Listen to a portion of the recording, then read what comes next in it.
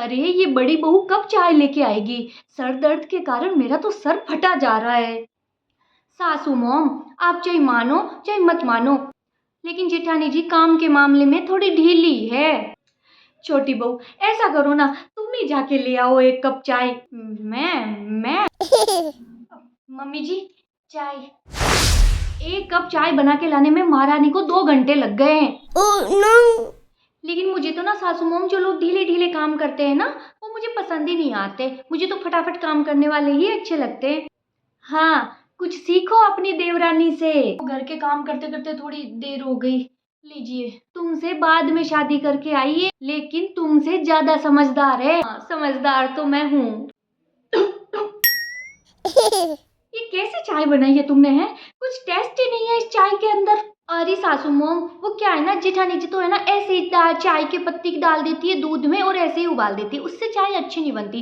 पहले पानी डाल के उसमें पत्ती को उबालना चाहिए, फिर दूध को उबालना चाहिए, तब चाय का टेस्ट आता है। देखो, सीखो, कुछ सीखो अपनी देवरानी से। ये तुमसे बाद में शादी करके आई है, पर चाय बनाना जानती है और तुम नहीं जानती। लगता है जेठानी जी मुझसे जल गई सासू मोम।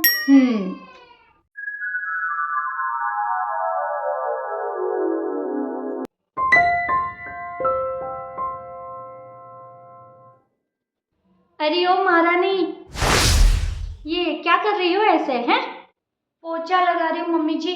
पोछा ऐसे लगाते हैं? ऐसे लग रहा है जैसे पूरे फर्श को वापस गंदा कर रही हो। सफाई तो कुछ दिख नहीं रही तुम्हारी। अरे सासू मोम, पोछे की सफाई तो तब आती है जब पोछे को पहले अच्छे से गीला करो, फिर निचोड़ो और फिर पूरे घर में लगाओ, तब ज्यादा सफाई होती है। देखो, सीखो, कुछ सीखो अपनी देवरानी से। आहा। हैं, तुमसे बाद में शादी करके आई है, पर कितना जानती है घर के कामों के बारे में। no. कुछ सीखो अपनी देवरानी से, कुछ सीख लो। जेठानी जी, थोड़ा अच्छे से लगाओ पोछा।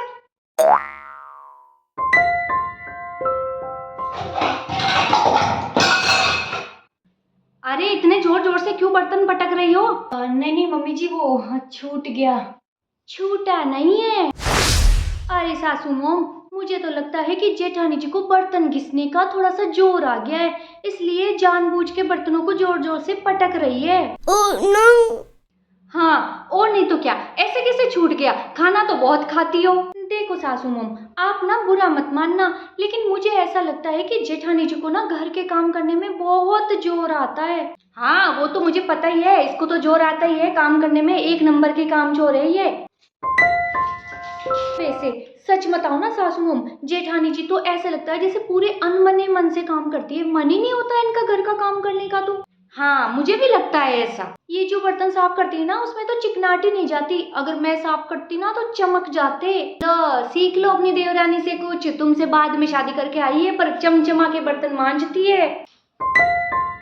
मैंने इनके धोए हुए कपड़े भी देखे थे, बिल्कुल साफ नहीं थे सासू मोम। देखो, कुछ सीखो अपनी देवरानी से। अब और क्या क्या बताऊं सासू मोम, रोटियां बनाते हैं इतनी मोटी मोटी, पोछा लगाते हैं तो सफाई नहीं आती, घर में झाड़ू लगाते हैं फिर भी कूड़ा करकट दिखता रहता है। सच में सासू मोम, जेठानी जी का मन नहीं लगता काम करने में। तुम जेठानी हो, पहले शादी करके आई हो, फिर भी तुम में काम करने का वो हुनर नहीं है जो मेरी छोटी बहू में है। no. सच में सीख लो, कुछ सीख लो अपनी देवरानी से। ठीक है मम्मी जी, अब जब आप इतना कह रही हो कि सीख लो देवरानी से, कुछ सीख लो देवरानी से, तो मैं अब सीख ही लेती हूँ।